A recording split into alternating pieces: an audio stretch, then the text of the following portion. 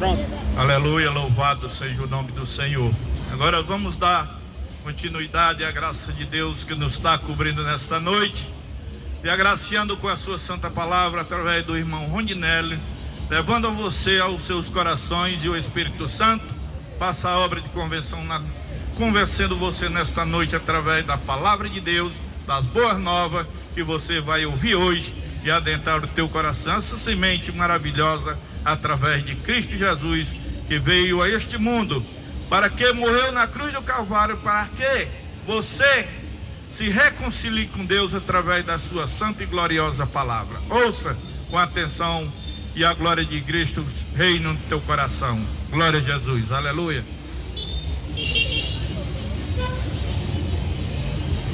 Glória a Deus. Eu quero cumprimentar e saudar os irmãos e os ouvintes com a paz do Senhor Jesus. Gostaria de fazer a leitura da palavra de Deus que está escrita em Mateus, capítulo 7, do versículo 24 ao versículo 27. Uma passagem que tem por título Os Dois Fundamentos.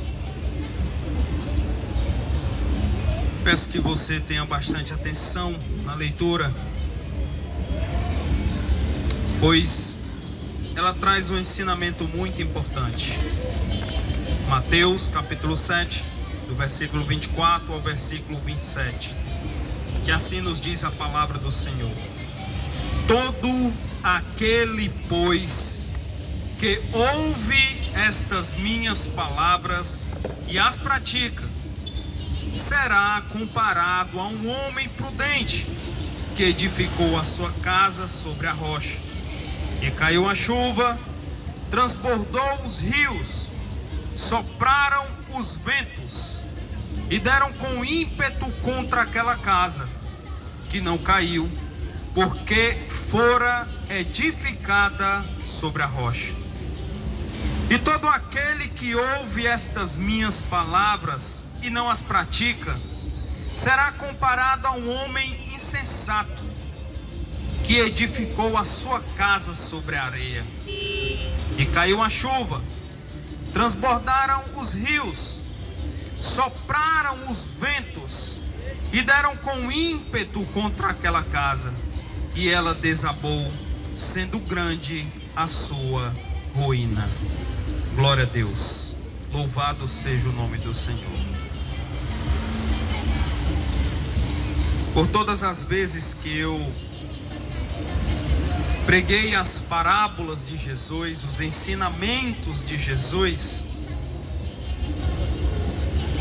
eu sempre falo que tudo que Jesus ensinava havia sempre um propósito. Ele trazia sempre um ensinamento ao coração daquele que estava ouvindo, para que ele pudesse compreender o verdadeiro sentido das palavras de Deus. Tudo que Jesus ensinava, tudo que ele mostrava, tudo que ele trazia do céu aos corações das pessoas, ele sempre fazia uma ligação do homem com Deus e trazia também como era a ligação do homem com o mundo e as consequências das duas escolhas. Todas as vezes que ele ensinava, ele mostrava os dois caminhos, ele mostrava os dois destinos. Até quando ele iria curar, ele perguntava: o que você quer que eu faça para você? Aquela pessoa que estava doente, que estava enferma, que estava passando por um problema, ela tinha duas escolhas. Ela poderia dizer: eu quero que o Senhor me cure, como também ela tinha escolha de dizer: não, eu não quero que o Senhor toque em mim, que o Senhor me cure. Tudo era questão de fé. Tudo trazia um sentido voltado para a fé. Se eu tivesse fé nas palavras de Deus, eu iria crer, compreender e ter como consequência as bênçãos de Deus na minha vida. Diferente de eu ouvir e não ter fé. Quais eram as consequências? Deus não iria interferir. Minha vida estava destinada à vontade do mundo e tudo que o mundo me propõe. E o final? O final sem Deus, o que é? Mas Jesus traz esse ensinamento sobre os dois fundamentos para mostrar ao homem que existe o homem que tem uma vida edificada em Jesus, que é a rocha, e existe um homem que tem a sua vida edificada na areia, que é o mundo. A rocha existe o que? Estabilidade. Na rocha existe segurança. Na rocha existe alicerce, força. Na areia, o que existe? Imagine você edificar uma casa em uma areia, sem estabilidade, sem segurança. Quando o homem vai fazer uma casa, ele cava aquele fundamento, aí ele coloca as pedras de alicerce, ele faz aquela primeira estrutura de cimento, depois ele monta um baldame bem forte, ele amarra toda a casa com cintas, para quê? Para que a casa não, ela está na areia ali, existe uma areia, e ele faz tudo isso para quê? Para que a casa não perca a sua estabilidade. Muitas vezes acontece a rachadura, a casa fica para um lado, fica para o outro, enfim, porque é na areia.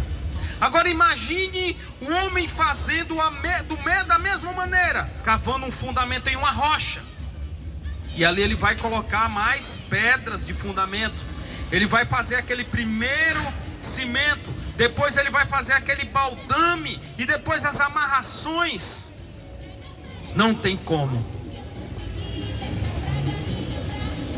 E ele demonstra que o homem, ele construiu na rocha, veio a chuva, veio os rios, veio o vento, veio a tempestade com ímpeto.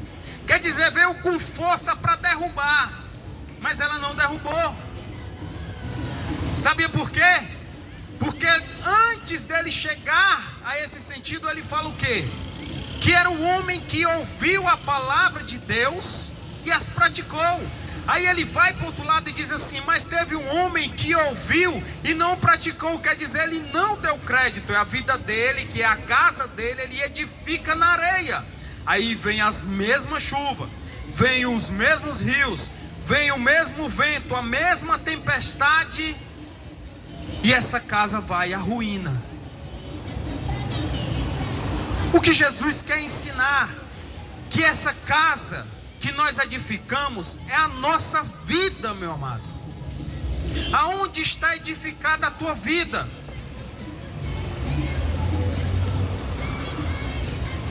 Para que você receba, ou que venha um advento ruim contra você e você possa permanecer firme.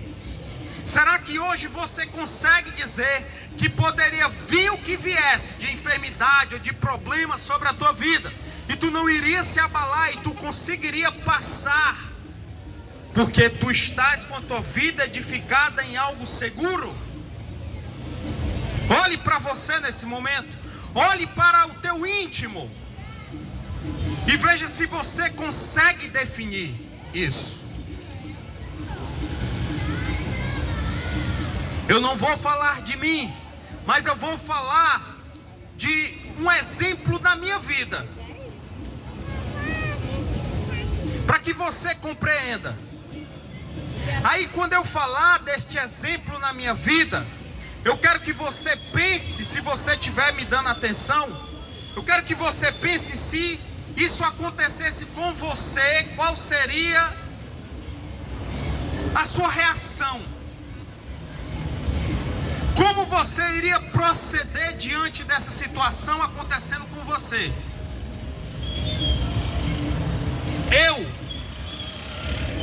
Hoje eu já completei já 39 anos. Mas Deus, nos meus 20 anos de vida, me fez passar por uma experiência. Sabia que experiência foi essa? De eu conseguir vencer o câncer 3 vezes. Imagine você receber por 3 vezes a notícia de um médico: você está com um tumor maligno dentro de você que vai tirar a tua vida em 1 semana. Imagine você receber esta notícia não só uma, não só 2, mas 3 vezes.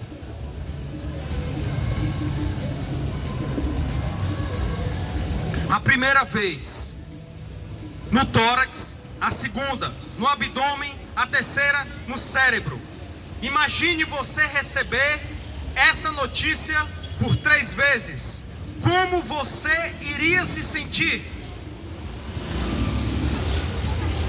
Porque hoje você assiste, se você assistir um filme, se você assistir qualquer tipo de cena em que a pessoa recebe a notícia, certo? Pronto, há poucos dias eu estava assistindo televisão e passou a propaganda de um seriado que está acontecendo neste canal de televisão. E neste canal de televisão, uma médica recebia a notícia que ela estava com câncer. Ela desaba, se acaba. Para ela, a vida acabou. Ela começou a entrar em uma vida de sofrimento. Por quê? Porque o câncer hoje, a notícia do câncer na vida de uma pessoa, ela já pensa logo que vai morrer. Porque a sua porcentagem de fé é que está a mais para que ela vai morrer do que ela vai sobreviver.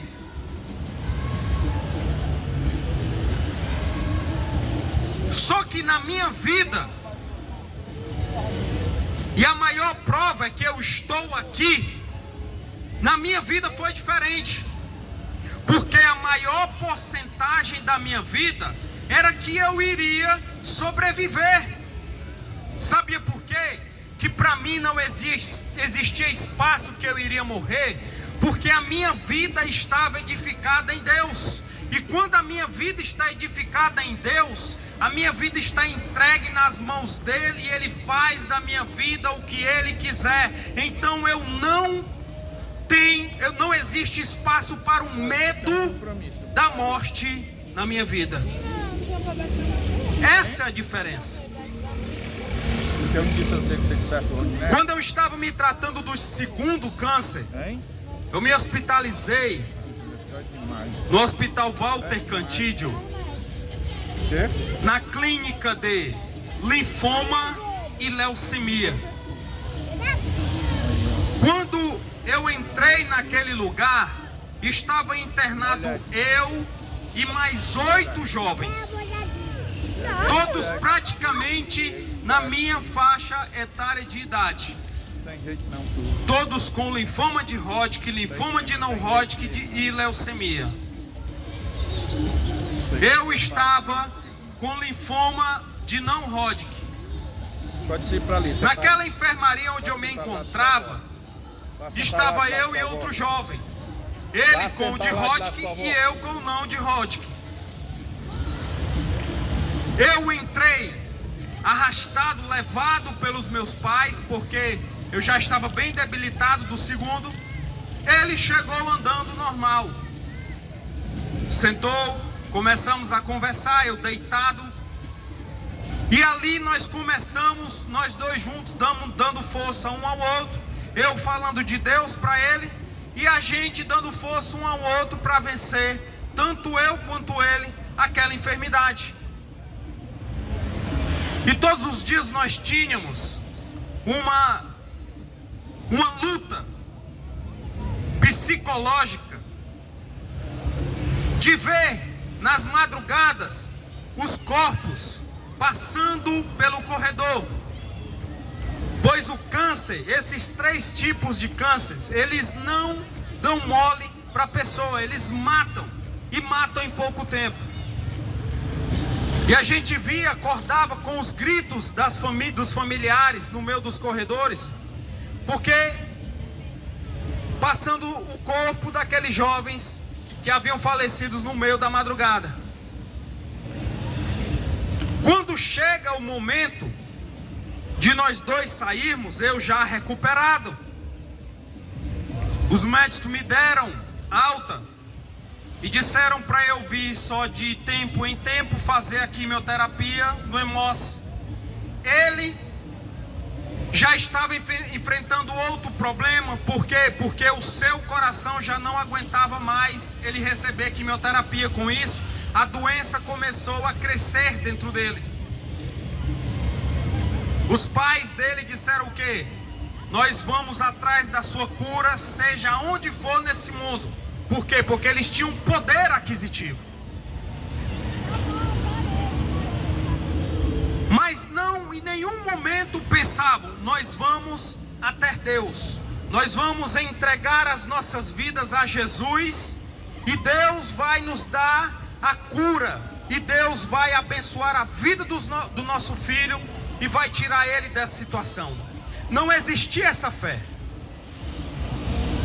Eles então viajaram para Juazeiro. Em Juazeiro ele foi consultado por uma mulher.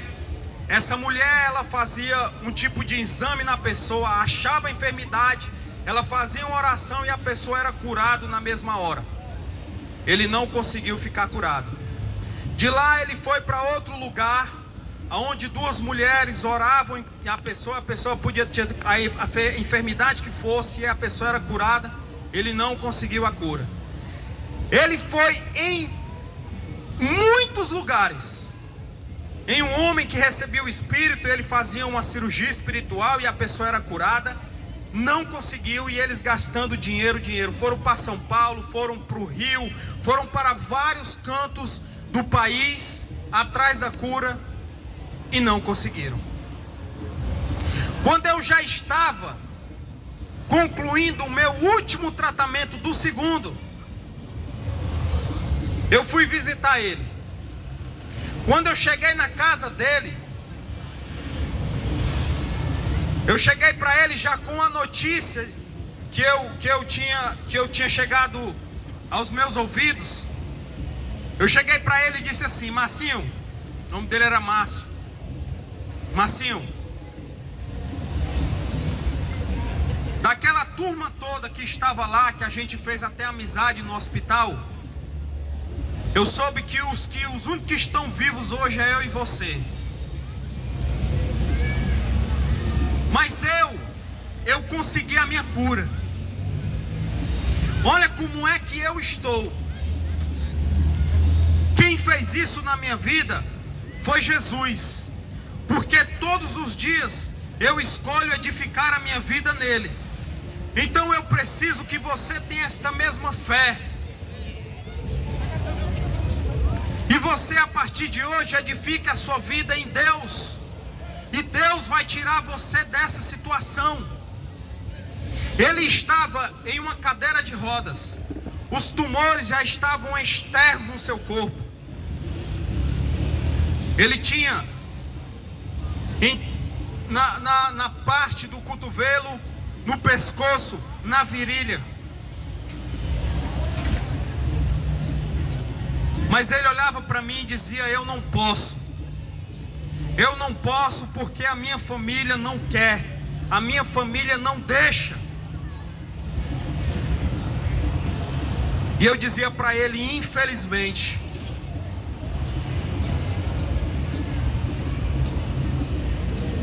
Ele então olhou para mim e disse assim: eu queria, Rodinelli, que você orasse por mim, porque toda noite a minha mãe vem e faz uma oração aqui dentro, e toda noite o menino dorme comigo. Eu olhei para ele e perguntei: que menino é esse, Marcinho? Ele disse: uma criança bem moreninha, só de calção. Ele fica sentado no chão olhando para mim enquanto eu estou dormindo. Eu naquela hora me ajoelhei na cama dele e disse: Marcinho, eu vou orar para Deus retirar essa presença de dentro do seu quarto, para que você possa dormir bem, para que você possa se recuperar. Eu poderia pegar você e levar você à força para os pés do Senhor, mas eu não posso, porque Deus diz que não é por força, não é por violência, é por amor. E você tem que amar a Ele para poder você entregar a sua vida a Ele. Você tem que ter fé nele, assim como eu tenho. E eu creio que assim que você entregar a sua vida a Jesus, você vai ficar curado. Porque o meu Deus, Ele não falha. Ele não falhou na minha vida e Ele não vai falhar na sua também. Ele olhou novamente para mim e disse: Rondinelli, mas eu não posso. Meus pais não deixam. Eu disse: tudo bem, mas eu vou orar por você assim mesmo. Orei por ele e fui para a minha casa. No dia 25 de dezembro de 2008, eu nunca vou me esquecer. Era a passagem do dia 24 para o dia 25, quer dizer, a madrugada do dia 25, às 5 horas da manhã. Vocês sabem o que é comemorado no dia 25 de dezembro? O nascimento de Jesus Cristo. Pois naquele dia, 5 horas da manhã do ano de 2008, o pai dele me ligou e disse: Rondinelli, infelizmente o Marcinho nos deixou esta noite.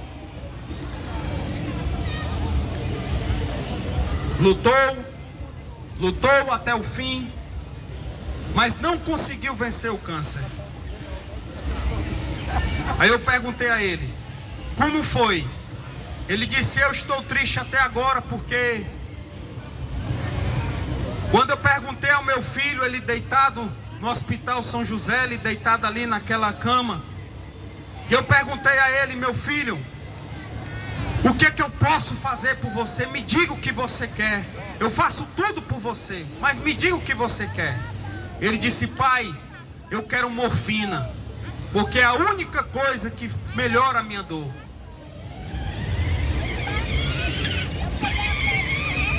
Hoje eu posso dizer, para a honra e glória do Senhor Jesus Cristo, que daqueles 9 jovens que estavam lá internados, eu sou o único que estou vivo até agora. Há quase 20 anos, vivo, porque Deus teve misericórdia da minha vida, porque a minha vida não estava edificada nesse mundo, nem nas coisas deste mundo. A minha vida estava edificada em Jesus. Mas eu tive uma experiência ainda maior, que foi do terceiro, quando a médica olhou para mim e disse: você está novamente com câncer.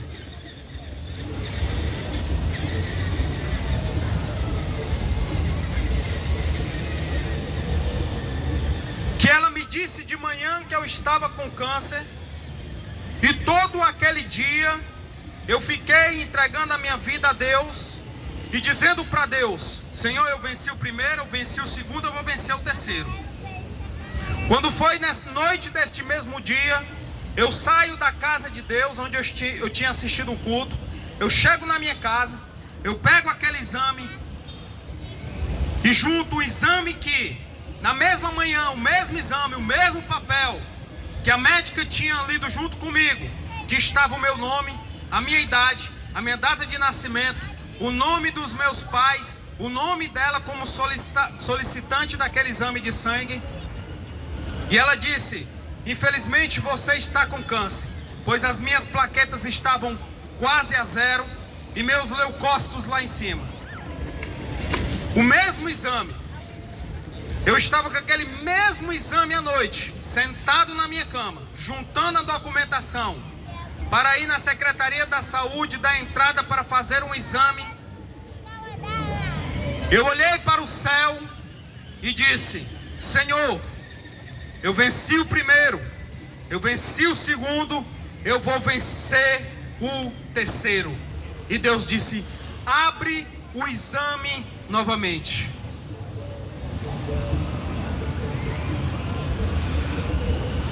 Quando eu abro aquele exame, aquele mesmo papel, que pessoas durante todo o dia, e eu tenho prova disso, pessoas que durante o dia tinham visto as mesmas informações que eu vi, as mesmas informações que meus pais viram, as mesmas informações que a médica viu. Quando eu abri o exame, já estava outras informações. O nome de outra pessoa, a idade de outra pessoa, as informações de outra pessoa.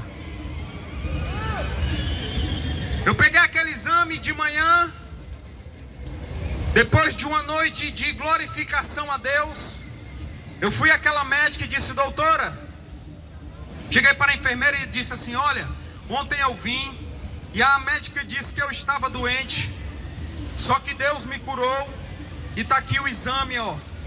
Ela disse que era o meu exame, mas Deus mudou o exame e agora está com as informações de outras pessoas. Aquela enfermeira entrou dentro da sala da médica, falou para ela, ela mandou me chamar. Quando eu entro, ela disse: Rondinelli, que maravilha, nós trocamos o seu exame.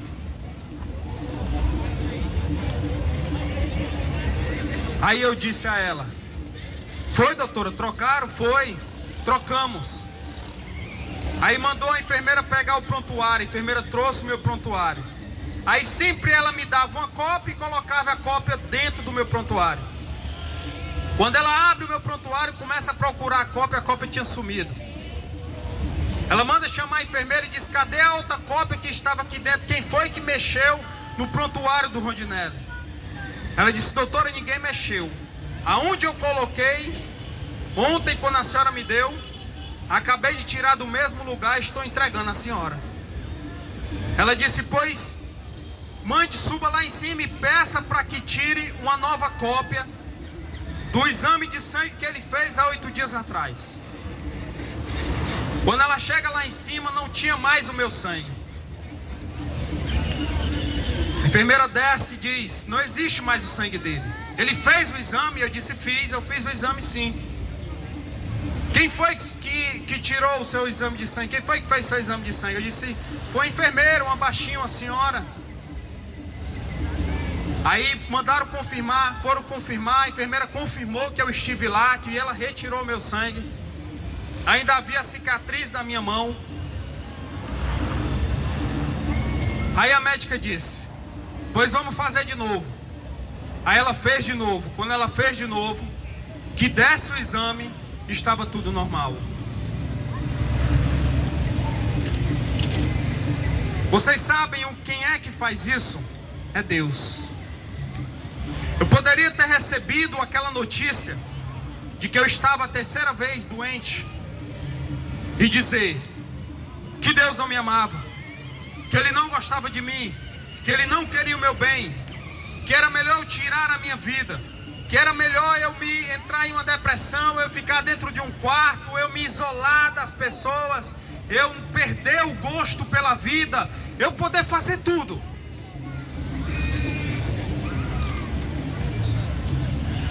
Mas hoje eu tenho provas a você. Eu posso levar você aos médicos. Eu posso levar você às pessoas que estavam comigo, que viram e que até hoje dizem: você é um milagre. Rondinelli, você é uma das maiores provas de que Deus existe. E eu venho aqui todos os sábados, ou aonde me dão a oportunidade de falar de Deus para as pessoas. Sabia por quê? Porque você pode estar passando por algo menor, igual ou até pior do que eu passei. E eu estou aqui para dizer a você que há solução para o que você está passando. A medicina, e eu não estou condenando a medicina, ela é altamente importante para nós. Até hoje eu uso da medicina na minha vida, seja em medicamento, em consultas, eu uso. Mas o médico olhou para mim e disse assim: o seu câncer, ele é tão agressivo que ele vai lhe matar em uma semana. Eu estava no hospital de Messejana sentado, e o doutor estava na minha frente, e ele disse: em uma semana ele tira a sua vida. O outro falou para os meus pais. Meus pais perguntaram: qual é a chance do Rondinelli sair dessa situação? Qual é a chance dele sair dessa situação? O médico disse: olha, para que vocês se acalmem, eu dou no máximo 40% de chance dele sair. Quer dizer, eu tinha 60% de chance de morrer. A minha chance de morrer era maior do que eu sobreviver. Na mente dele, na minha mente não existia espaço que eu iria morrer. Na minha mente existia espaço de que minha vida estava edificada em Deus, e Deus iria fazer o que Ele quisesse. Na mente de Deus estava a mensagem: eu dou 100% de chance dele sobreviver. Prova disso, eu estou aqui.